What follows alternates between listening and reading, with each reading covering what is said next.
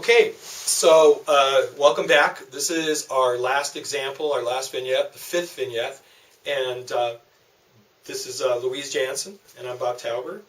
And for this vignette, we want it to be a little bit more challenging at this point. So this diagnosis could be from the mood disorder category or the anxiety disorder category. We're not going to tell you, so that you just kind of have to differentiate it just a little bit more. So this is from either anxiety or mood disorders. And for this one, we're going to ask you to give the subtypes and what are called subtypes and specifiers too. So we're going to have you go a little deeper on this one. So ready? So this is number 5, vignette number 5 for our practice in anxieties or mood disorders. So, and I'm the therapist, Bob, again. And this is my client, Jane. Okay, this is Jane. Okay, so Jane, thanks for coming in today. I know you've been waiting for this appointment for a couple weeks. So what brings you in today? Well, my friend sent me in, and they just think that I should get some help because they really think that something's wrong with me. Well, how are your friends noticing that something's wrong with you?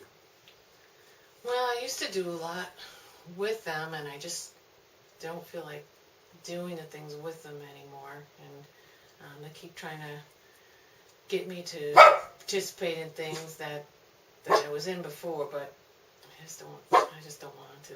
So your friends are noticing that you're not participating and not joining them in things you used to join them in. Yeah. Oh, okay. So what's that experience like? How does that feel when you're not joining them? I just kind of can't relate. I know I should care about, getting back into things, but I just don't really care that much about it. I just feel kind of detached from them.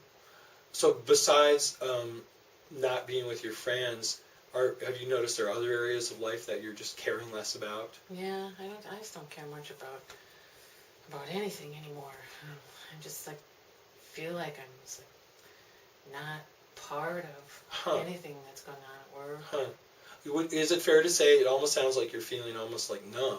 Yeah. Sort of. Does that sound like it? Sort of like a numb feeling towards your friends and towards work. Yeah. Wow. And I'm not mad or I'm not upset. I just distant and numb. That's a good word. So for how long have you been feeling like this numbness?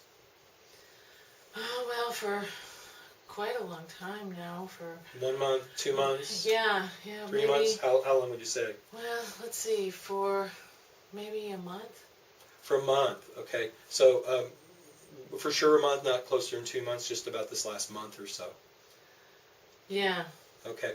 And is this like a new experience, this numbness for you, or is this something you've had before in life? No, I haven't had this before. Okay. So have you gone to a medical appointment just to make sure that you're medically there's nothing wrong? Have you had a physical in the last few months? Yeah, I went in a couple of months ago just because I just all around didn't feel good, and but they didn't say that there was anything wrong with me. Okay. So besides, you went in a couple months ago, you've been feeling kind of this numb for the last month, but a couple months ago you still weren't feeling good. So what were some of the things you were feeling a couple months ago? Just kind of fatigued and jittery, and I started to get sort of nervous about things, about just being out in certain places. So when you were nervous, what if I saw you on the street and you were nervous, what might I have seen you doing? Well, I mean, this is embarrassing to say, but I just get very jumpy when I'm out, like especially on certain streets and around traffic. I get really jumpy and jittery, and heart sort of starts to beat, and that feels awful. Okay, so it sounds like you're kind of keyed up. Yeah. And you don't feel very safe when you're out there. So, these are interesting, and neither of these experiences, what started 2 months ago, feeling keyed up, especially when you're out in the streets, and also feeling this kind of numbness, neither of these experiences, these were new. So what what's changed in the last? Did anything happen to you in the last year or so that you? Well, I guess it was about, yeah, I mean, about 9 months or so ago. It was about this time of year, I guess, starting to come along. I was starting to train for a century bike ride, because I used to be like really into bike riding and riding like really hard with my friends. And there was a big crash, and it happened right next to me, and it was really bad. 'Cause the cars came crashing through the line and almost hit me. I got knocked off my bike, and I swear to God, those cars, I thought for sure they were going to hit me. They came, racing right by me. So you're saying that you were hit by a car and you fell off your bike, and then cars were still racing by you?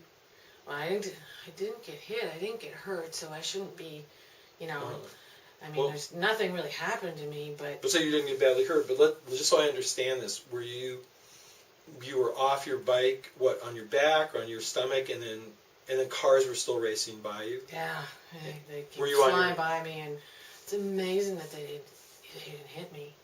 Okay. I still have dreams about that, where I wake up and, all of a sudden there'll be cars flying by me. I just can't believe they're not going to hit me, because it was so close. Okay. So do you have dreams about that also in these last couple months? Do you have dreams about that? Yeah, I started to have dreams about that. I didn't tell my friends that, but I started to have dreams where they're just like, I wake up and then I can't get back to sleep, and I'm so anxious, and I just wake up just panicked. Okay, so just to kind of summarize, you had this really scary experience 9 months ago, and then you didn't have these symptoms, though, for about the next 6 or 7 months, and then a couple months ago, you started having these dreams that you're waking up really nervous about, related to the traffic and cars, and you also started feeling distance from people, sort of felt numb, and also you just are having difficulty being on the streets. You feel really keyed up. Does that kind of like sum it up? Yeah, and I keep watching for cars. Every time I go out on the street, I jump, and it's just embarrassing, because I jump out of the street even though there's no cars coming, but I can't stop thinking that some car might jump out and I'm going to be on the ground again. And it sounds like you'd really like to get back to the point where you could be close to people and be on the streets, and kind of get over this. Yeah, I do. I just want to tell you that this is what you're describing is something that can be. We have a lot of success with treating. In fact, really? Yeah. So I wouldn't. I think that you should feel hopeful, even though it's going to take some time and some effort on your part. But I feel hopeful that working together, that we could get you where you're much more comfortable, and not having these kind of symptoms, these kind of experiences. Think I could ever get back on my bike again? I do. Absolutely, I do. I absolutely do. Wow. It'd be nice, huh? Yeah. Okay. Well, with that, let's end it for Okay. now. Okay. Thanks. Thank you all so much. This is we're now deep into the DSM, into diagnosis, and it's the nitty-gritty stuff. We start differentiating the various mood disorders and anxiety disorders, and we'll do our best to try to represent some of these so that so you can really feel like you're successful and you really have the tools you need for your professional work, assuming you need to make diagnoses. Anything last you want to say? Thank you. Okay, thanks a lot. Bye-bye.